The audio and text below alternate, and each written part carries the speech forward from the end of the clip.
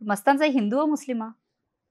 అతను హిందూసే అండి. మరి నాకు ఇక్కడ కాస్ట్ రిలీజియన్ తీసుకురావాలని లేదు. అంటే కాకపోతే లేదు వాళ్ళకి లేదు దర్గా మస్తాన్ ఉంది. మస్తాన్ అవును, మస్తాన్ సాయి, శేఖర్ భాష ఇవేంటో నాకు నిజంగా తెలియదు. ఆ, వాళ్ళకి ముందు నుంచే కనెక్షన్స్ ఉన్నాయి. వాళ్ళంతా ఒక తెలీదు ఇంకా. గ్యాంగా? అంతే గ్యాంగ్. Okay Yeah. రైట్. మీరు చెప్పింది నిజంగా అది అది డౌట్ఫుల్ గా ఉంది. డౌట్ఫుల్ గానే ఉంది. రీసెంట్ గా మస్తాన్ సాయి వాళ్ళ పేరెంట్స్ కూడా ఇంటర్వ్యూ చూసాను. లైక్ మిమ్మల్ని అక్యూజ్డ్ గా చేసి మాట్లాడుతున్నారు. మరి మీకు మీ సమాధానం ఏంటి? అంటే నాకు తెలియదండి. ఇప్పుడు సొంత అక్క చెల్లిని అంటే మరదలంటే చెల్లిలాగా చూడాలి, అమ్మ చెల్లెలంటే పిన్నిలాగా చూడాలి. సొంత పిన్నితో అఫేర్ పెట్టుకోవడం ఏంటి, సొంత పెళ్ళాం చెల్లెలతో అఫేర్ పెట్టుకోవడం ఏంటి? మీరు అడగండి అదే తల్లిదండ్రుల్ని ఖచ్చితంగా. మీ కోడలు వాళ్ళ చెల్లితో మీ కొడుక్కి సంబంధం లేదా అని అడగండి. చెప్పానండి వాళ్ళ తల్లిదండ్రుల్ని. గుంటూరు సుబాని హోటల్ వీళ్ళదేనా?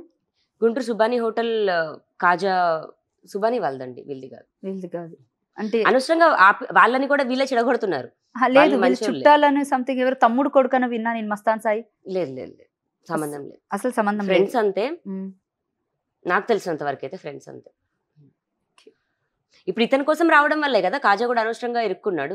మధ్యలో మాల్వి మల్హోత్రా పాత్ర ఏంటి అంటే ఏమైనా మస్తాన్ సాయికి మాల్వి మల్హోత్రాకి ఏమైనా లింక్స్ ఉన్నాయి ఇందులో? అంటే మరి అంత పర్టికులర్ గా కూర్చొని రాజ్ తరుణ్ రాడు అని మస్తాన్ సాయి డే 1 నుంచి చెప్తా ఉండేవాడు.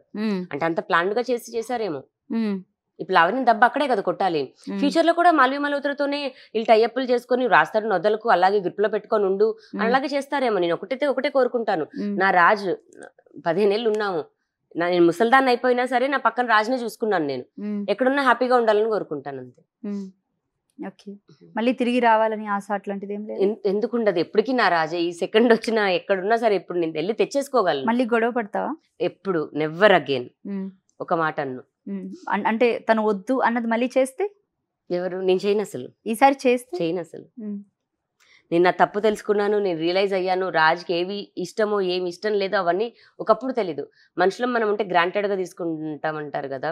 నేను రాజుని గ్రాంటెడ్గా తీసుకున్నాను అన్ను, కానీ నాకు ఆ డేస్లో అర్థం కాలేదు, ఇప్పుడు అర్థమయ్యాయి. ఫైనల్గా ఇంతమంది అమ్మాయిల జీవితాన్ని నాశనం చేయాలని చూశాడు కదా మస్తాన్ సాయి. అసలు ఏ విధమైన శిక్ష వేయాలనుకుంటున్నారు, అంటే పడాలి అనుకుంటున్నాను?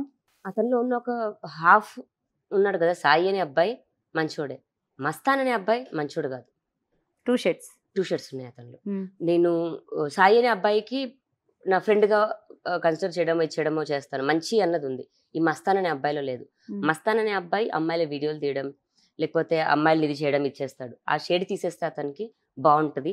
అదే షేడ్ కనుక తీయకపోతే మన చట్టంలో ఏవైతే శిక్ష ఉందో ఆ శిక్ష పడాలనే కోరుకుంటాను. పడాలి. ఇన్ఫ్లుయెన్స్ యూజ్ చేసి బెయిల్ తెచ్చుకొని మళ్ళీ సర్వే అవుతే, బెయిల్ తెచ్చుకున్నా ఇప్పుడు అది రైట్ కదండి. బెయిల్ ఖచ్చితంగా ఏదో ఒక రోజైతే వస్తుంది, రావాలి.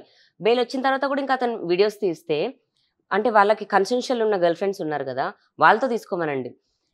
దానికి మించి కొత్త అమ్మాయిది ఏదైనా వీడియో తీసినా అతను ఇంకా చావాలనే కోరుకుంటాను. నన్ను చంపాలనుకున్నప్పుడు అవతడు చావాలి అని కోరుకోవడంలో తప్పలేదు కదా. కాకపోతే ఇప్పుడు దాకా జరిగింది వదిలేస్తున్నాను. ఇంకే కొత్త అమ్మాయిని కూడా అన్యాయం చేస్తే వాడు చావాలనే కోరుకుంటాను అంతే. మిగతా అతను పాస్ట్ అమ్మాయిలు, కన్సెన్షియల్ అమ్మాయిలు నాకు అనవసరం. రైట్. అయితే బేసిక్గా ఈ 2-3 ఏళ్లలో చాలా డ్యామేజ్ అయిపోయింది నీ పర్సనల్ లైఫ్కి సంబంధించి. ఐఎమ్ సో సారీ, నేను ఏకవచనంతో పిలుస్తున్నానని మాత్రం తప్పుగా అనుకోవద్దు. ఓకే, అంటే ఎంత డ్యామేజ్ అయ్యిందంటే ఒక ఆడపిల్ల ఈ విధంగా ఉండకూడదు సమాజంలో అని చాలా మంది నిన్ను చూపిస్తున్నారు. ఓకే, ఫీల్ అవ్వద్దు, నేను ఈ మాట అన్నానని. నేను ఒక ఆడపిల్లని, బట్ ఈ విధమైన మాటల్ని ఎలాగ బేర్ చేస్తున్నావు? ఇప్పటికీ పేరెంట్స్ని ఎలా కంట్రోల్ చేసుకోగలుగుతుంది? ఎందుకంటే వాళ్ళకి ఒక మనసు ఉంటుంది, ఎన్నో ఆశలు పెట్టి కంటారు మనల్ని, ఎన్నో హోప్స్ పెట్టుకొని పెంచుతారు మనల్ని. సో ఇంత డ్యామేజ్ అయినప్పుడు వాళ్ళ మనసు కూడా సమ్టైమ్స్ చచ్చిపోద్ది. వాళ్ళు ఎలా ఆలోచిస్తారంటే నాకు ఇది ఉన్నా ఒకటే ఊడినా ఒకటే అన్నట్టు ఆలోచిస్తారు. బట్ నువ్వు ఎలా బేర్ చేస్తున్నావు? ఇంత పెయిన్ని నువ్వు ఎలా తీసుకుంటున్నావు? ఇప్పుడు నిజం ఏంటి అన్నది నాకు మాత్రమే తెలుసు. అండ్ నా పేరెంట్స్ ఇది తప్పైతే తప్పు అంటారు, ఆ కోపం వస్తే తిడతారు, కానీ ఏ రోజు సమర్థించలేదు. కానీ మస్తాన్ సాయి పేరెంట్స్ మీరు వీడియో చూసినట్టయితే కూర్చొని గర్వంగా సమర్థించుకుంటున్నారు. అంటే వాళ్ళ కోడలు వీడియో ఉందని సమర్థిస్తున్నారా? వాళ్ళు చెప్పుకుంటున్నారా గర్వంగా? అంటే అసలు వాళ్ళ కోడలదైనా వీడియో తీయొచ్చా? ఏం ఎంకరేజ్ చేస్తున్నారు వాళ్ళ పేరెంట్స్? అలా వాళ్ళు అనుకుంటున్నారేమో, పోనీ వాళ్ళు చూడలేకపోతే పోలీస్ స్టేషన్కి రండి, అయ్యా మా కొడుకు చేసిన వీడియోస్ ఏమున్నాయి చూపించమనంటే చూపిస్తారు. వాళ్ళ తండ్రి ఏమో ఈ హీరోయిన్ని తీసుకురా ఆ హీరోయిన్ని తీసుకురా అంటాడు.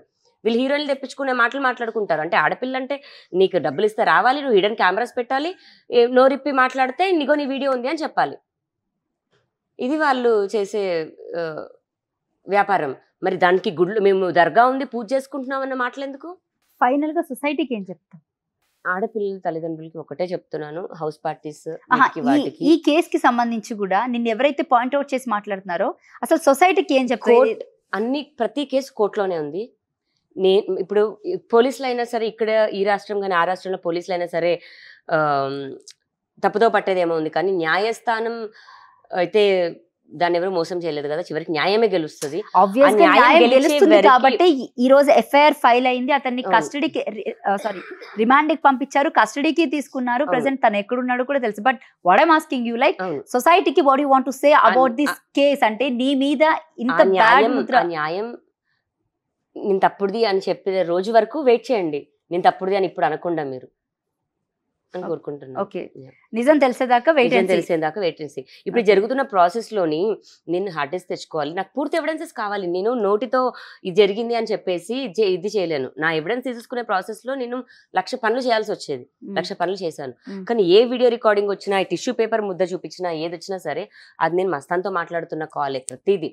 ఇప్పుడు ఆఫీసర్ది వచ్చిన కాల్ అయినా సరే నేను మస్తాన్తో వీడియో కాల్లో ఉన్నాను.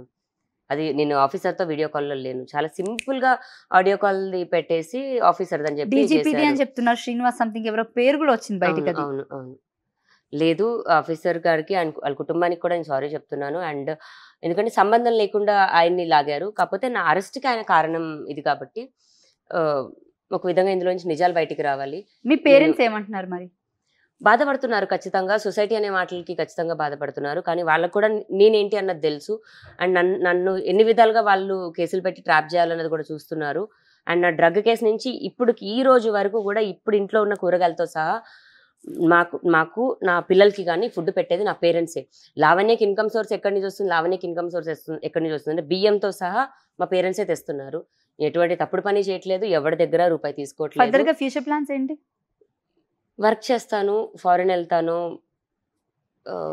ఇక్కడైతే కొన్ని రోజులు ఇంకా నేను ఉండదలుచుకోలేదు, ఫారెన్ వెళ్దాం అనుకుంటున్నాను.